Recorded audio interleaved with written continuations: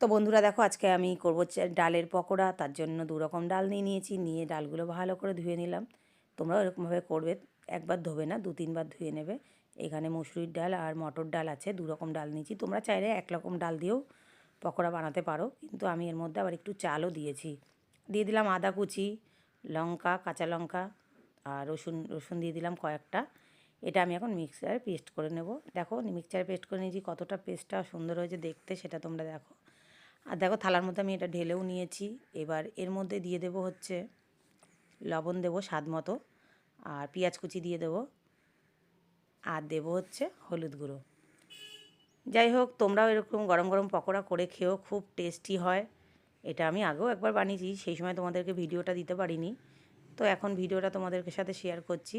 আর দেখো কড়াইতে সর্ষের তেল দিয়েছি, তোমরা চাইলে সাদা তেলেও এটা করতে পারো। সর্ষের তেল দিয়েছি, আর এখানে দেখো বড়াগুলো আমার ভাজাও হয়ে যাচ্ছে একটা একটা করে। এবার আমি তুলে নেব। আর তোমরা চাইলে ভাত দিয়েও খেতে পারো বা কোনো সস দিয়েও খেতে পারো, যেটা দিয়ে খাবে সেটাই টেস্টি লাগবে। দেখো লাল লাল করে ভেজে নিয়েছি। তাহলে চলো, তোমাদের সাথে আবার দেখা হচ্ছে নেক্সট ভিডিওতে। ততক্ষণ ভালো থেকো, সুস্থ থেকো, টাটা।